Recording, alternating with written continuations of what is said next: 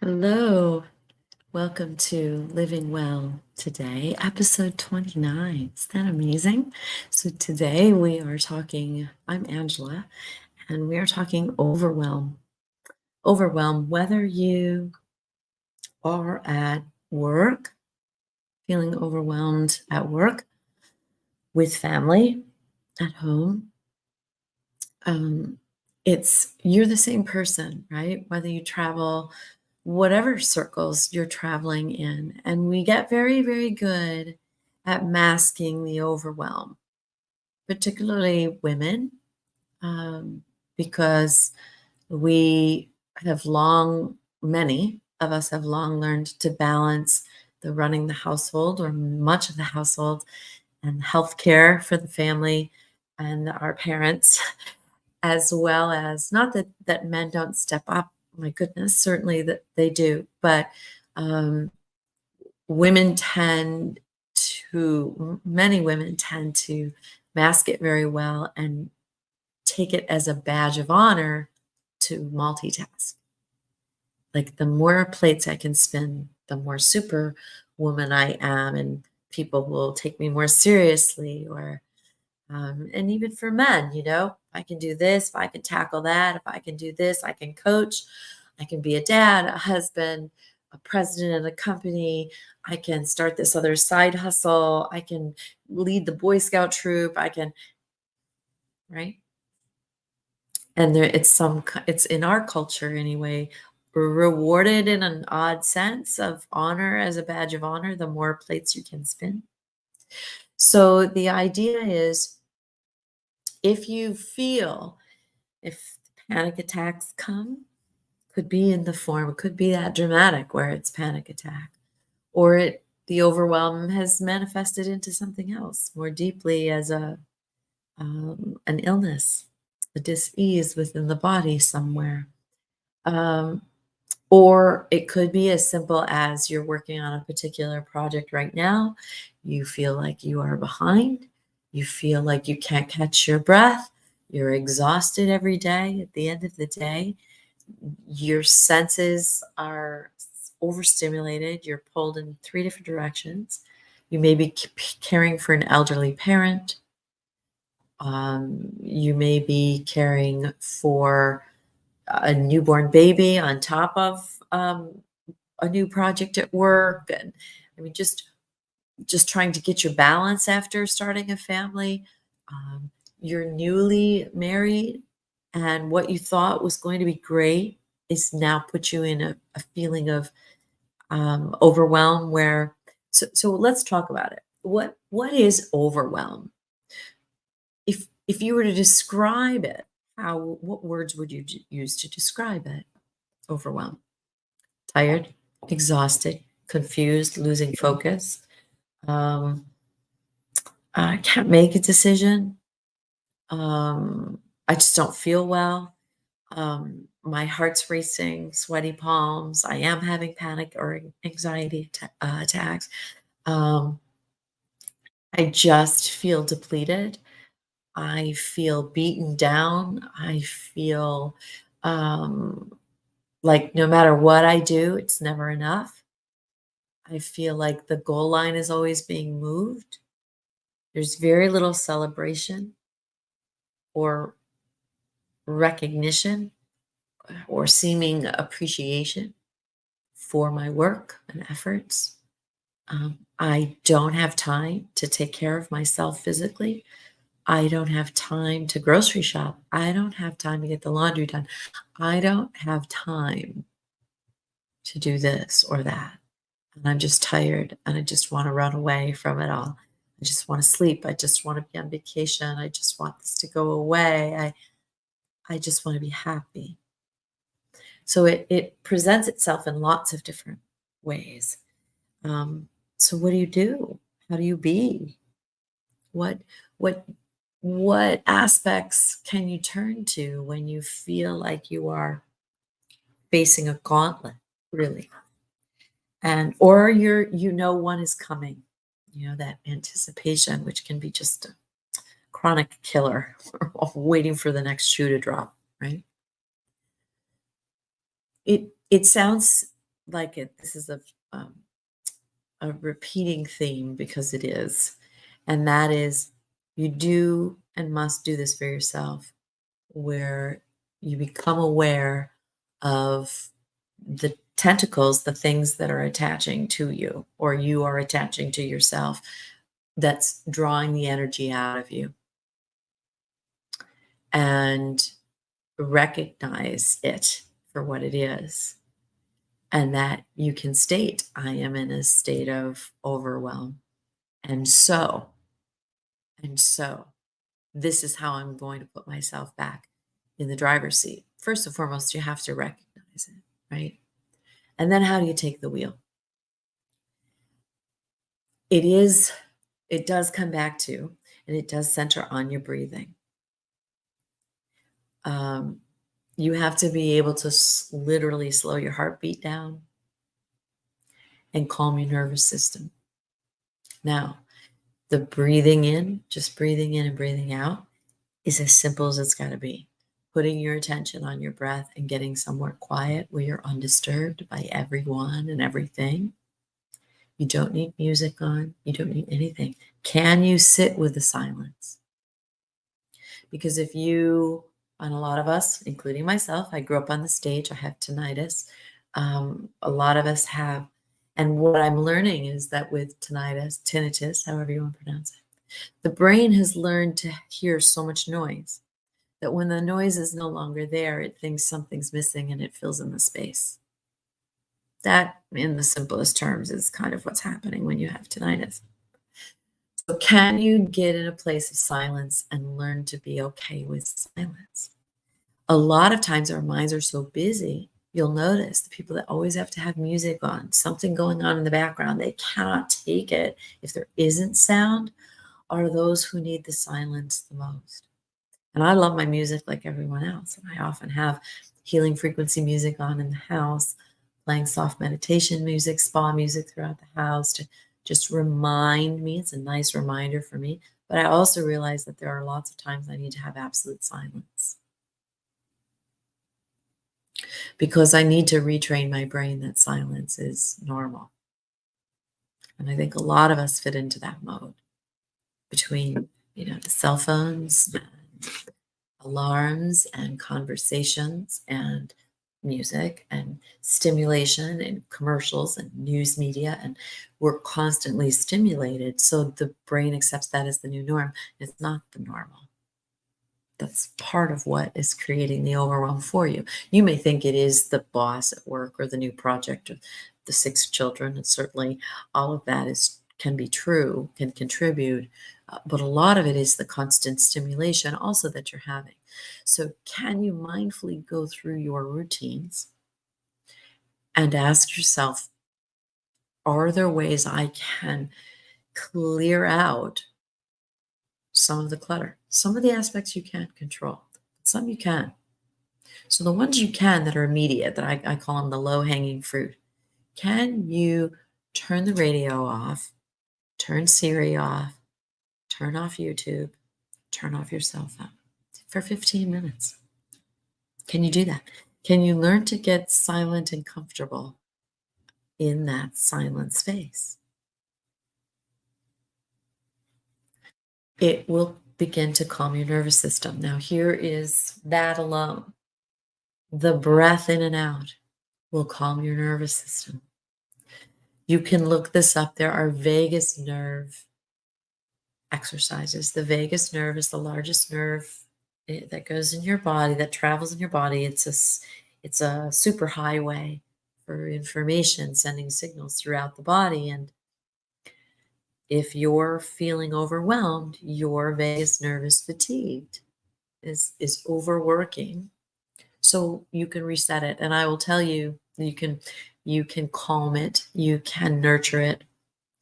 And there are lots of exercises online to do this.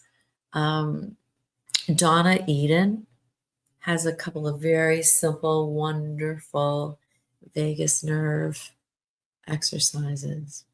So that is a very helpful resource for you if you are feeling an overwhelm. Another tool is to clean out your car, clean up your closet, clean up your junk drawer, clean up your desk, get rid of the clutter, stop hoarding, items you've hoarded, things you've not worn in years that aren't particularly special, and clear it out, clean it out. It's amazing just organizing your desk or cleaning your car, organizing your wallet or your purse, clearing that stuff out. I'm going through this weekend, I've moved so much over the last years that I have a storage unit. I don't have a garage at my one home, and so I use the storage unit for Christmas bins and the whole 9 yards. But there's a lot of stuff in there that I've literally moved with me from move to move, and some sentimental things, but also those sentimental things that it's time to let go. I'm going to actually take them back up to my hometown soon and donate them to the library and the historical society things. These are my grandmother's that I'm going to say thank you for bringing me and giving me so much love and beauty, and I let you go. Because it's a releasing, literal releasing, and it calms your nervous system. It calms the clutter. If you have clutter in your life, you have clutter in your brain and in your body. Because whatever's happening out here is a reflection of whatever is happening in here. So if you have clutter around you, you got too much clutter going on inside. And simply by taking that action of clearing that up and organizing it, you reduce the overwhelm around in that area of your home, in that area of your work, in that area of your life. Clean it up. It works. And then obviously you're doing a good thing if you donate. You're doing a really good thing, and that warms your heart too. So another piece of overwhelm, could you go and volunteer somewhere? Could you go and offer up your time? If you don't have the money to donate for right now, donate $1. Everyone has 4 quarters or $1 to donate. And usually when you donate $1 and somewhere another $10 comes back. That's a promise. Like it's a tenfold kind of thing. Sometimes it's 100-fold or 1,000-fold that returns to you. Donate your time, your talent. Go to a local food pantry. Go to a local community garden and do some gardening. Do some tutoring if there's a particular subject that you're really good in, or if you're a business owner, take some of those lessons and do some mentoring with your local SBA or your a business group in the area. And there are lots of online business groups that you can offer, Maven and some other things you can, LinkedIn, that you can offer your mentoring expertise. Giving focuses on flowing through you, okay, and directing out your energy. It's a really good means by which to calm your overwhelm. Another is to, and we talk about this through the harmony method, is to do the appreciation exercise. What are the things that are going well, even if they're the tiniest things? What are the things that are going well?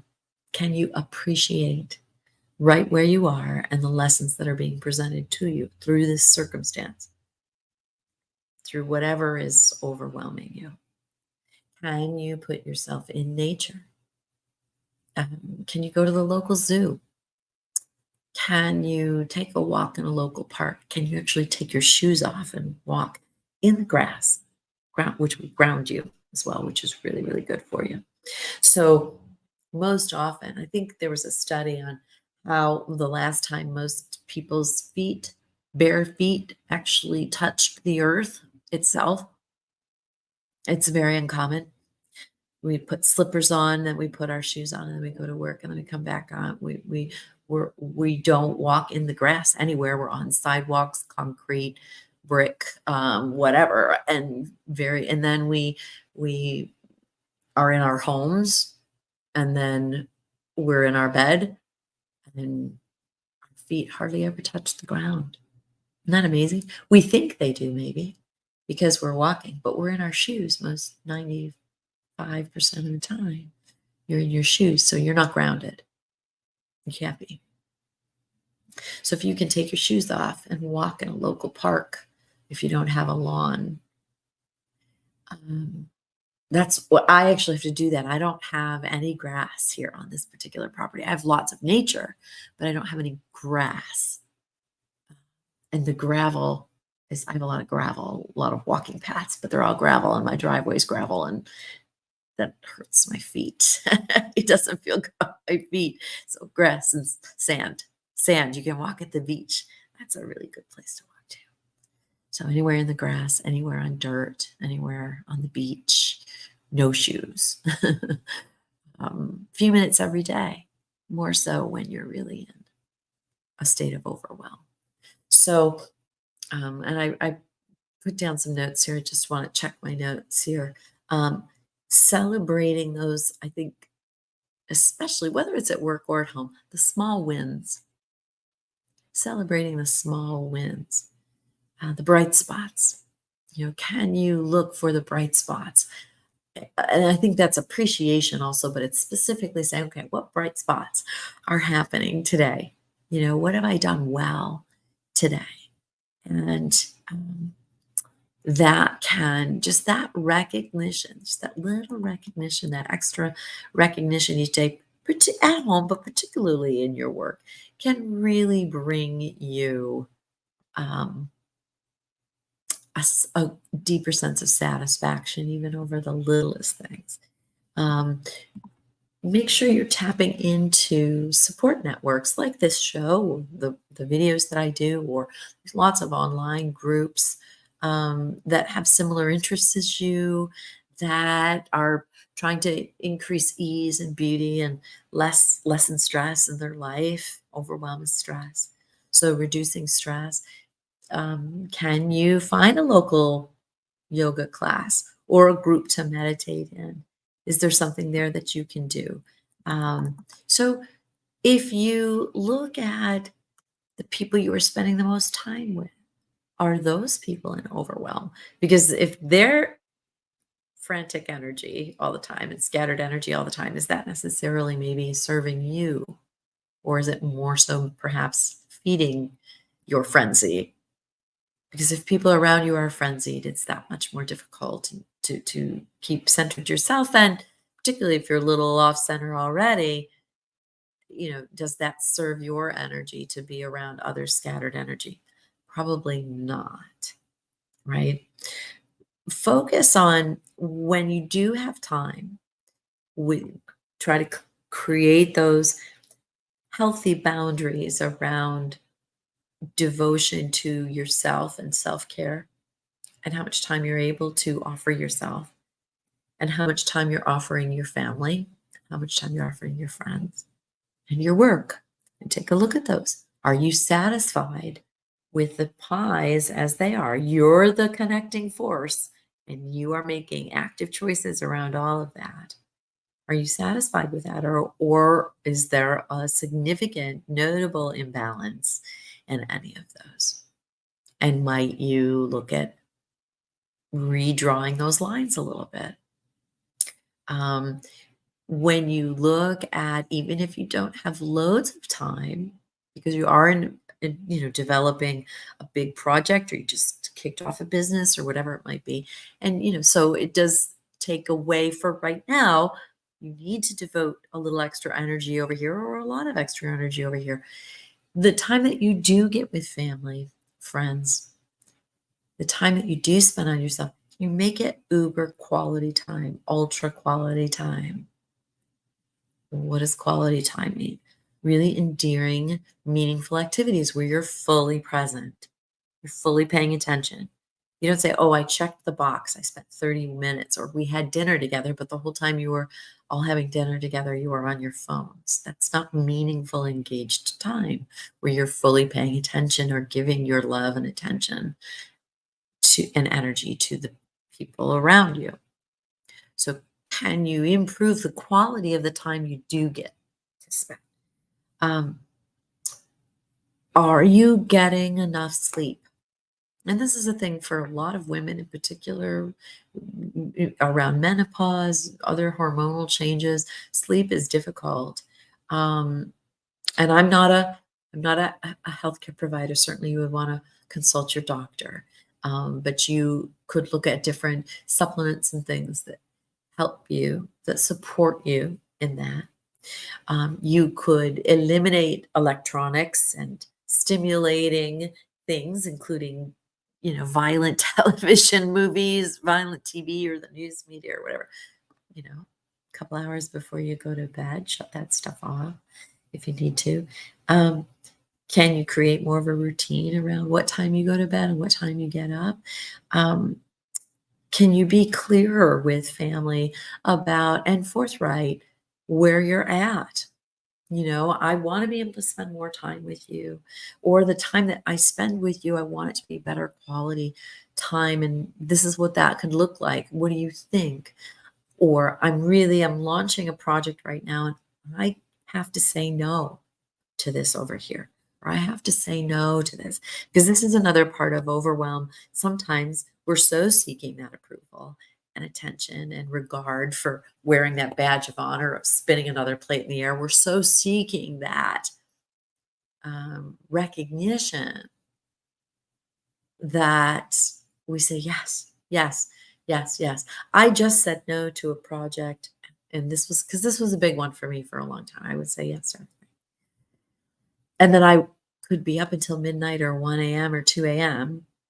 And I mean, once in a while, I still do that if I have something I'm really on a roll with, or I get a creative spark on something and I want to run with it when I have it, when it's fresh.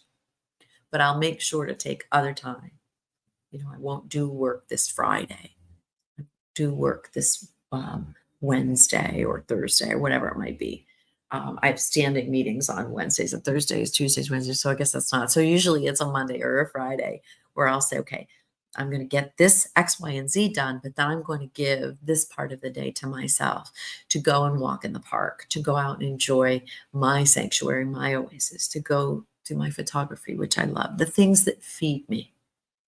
Okay.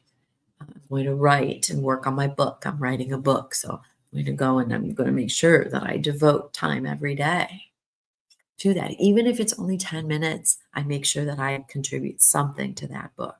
So if something's a passion project for you, create the time to do it, even if it's only a few minutes. Recognize that it's important and share openly with your family if you feel overwhelmed or not supported enough in a particular area because this is happening, or this is how I'm feeling, this is what's going on. So be more open and more communicative with the people around you. Practice your self-care, put yourself first in the line, because none of the rest of the family is going to benefit if you're in a hospital bed. Okay, or you're down and out sick with something on the couch for all weekend because you didn't take care of yourself. No one benefits from that. So put yourself in line first and say, I need to rest. I need to hydrate. I need to sleep. I need to do the things that light me up. Now you can go to the other extreme and focus so much on yourself that others are not getting what they may need from you. It's important to recognize your role in their circle and their circumference. Not when your child is 24 or 20 or even 18. When your kids are little, yes. I mean, they need you significantly more. And you need to honor that and recognize that.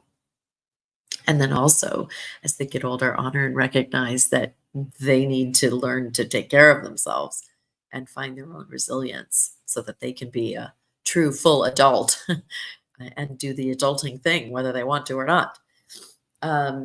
So self-care really important, drawing clear boundaries, taking a look at that pie chart and saying, okay, myself, my family, my work, this project, my home, whatever those circles of influence that you travel in, that you impact, that you must devote energy to. Are there circles you're devoting energy to that you mustn't devote energy to and you're opting to? The low hanging fruit. What can you eliminate? What can you adapt? What can you modify? What can you eliminate? What can you exchange? So, asking yourself, the better answers are always in the better questions. Asking yourself, what can I eliminate? What am I creating? You know, it's easy to point fingers at the spouse or the kids or the boss or the coworkers or this guy on my team is not upholding his end of the bargain on the project. It's easy to do all of that. Can you first look in the mirror? That's the M of harmony. Can you first look in the mirror and own it? Own your own story. Yes, I've taken on too much. Yes, I have a tendency to take on too much. I say yes too often. I'm not taking care of myself. I'm not getting enough sleep. I'm not nurturing my body.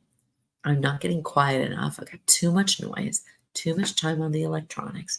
A real self reflection of what role am I playing in this overwhelmed feeling that I'm feeling? And once you've established that, establish where everything is at, where your energy is going, almost like I have a happiness account. I have a sleep account. I have a money account. I have a, um, just like your account that you create for you for your beauty and your salons and your shopping and whatever you do. Do you have a happiness account? Are you depositing into your happiness account? Because if not, your overwhelm account is going to outweigh it. I mean, you have to deposit into the happiness account. It's like a scale. If you're depositing into the work account and not a whole lot of deposits in the home account, what's going to happen? Imbalance, a dramatic imbalance. So, overwhelm comes from stress. Stress is created because of the thoughts that you're thinking and the actions that you're taking as a result of those thoughts.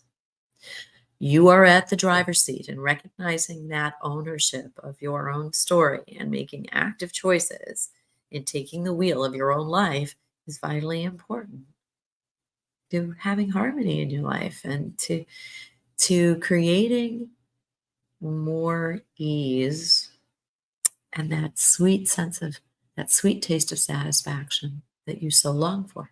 Now, if you don't long for satisfaction, if you don't I long for it. If you don't want satisfaction and you just want to stay dissatisfied, yeah, I don't think you're listening to this show. But if that's the case, there's nothing, anything that anybody, the best of the best, Tony Robbins, anybody who is in self development, physiology, metaphysics, physical physics, any of it, nothing anybody can do. Lead a horse to water, but can't make them drink, right? So review this, go back through and think about, all right, can I breathe in and out? Can I create a space of silence? Can I eliminate the things that are eliminatable? I don't think that's a word, but you know what I mean. Can I take the wheel? Can I recognize that I can take the wheel of my own life and in partnership with your higher self, your source, wherever you get your energy to? Do you believe that your mom and or dad have gone to heaven? Do you believe in heaven? If you don't believe in heaven, do you believe in energy? If not, then you don't believe in Albert Einstein. You don't think Albert Einstein had anything to say or proved anything correct about the universe and the world we live in? Really? Well, again, then I can't help you. But if you recognize that, yes, there's energy and it's all around us and in us, and we are it, and Einstein was right. If you recognize that, then you must also recognize that you can shift that energy and that you have control over a certain aspect of that. Certainly your own body, the people you surround yourself with. If you're in a work environment, we covered this last week. If you're in a toxic environment, what can you do to cheer yourself up? Can you remove yourself from that environment? Can you put an antacid tablet in that environment by you showing up more fully yourself with love and compassion and patience? Because when you show up with more love and passion compassion and patience, typically, not all, but many will respond to that, and you'll actually feel more love, compassion, and patience from those around you because everything is a mirror. So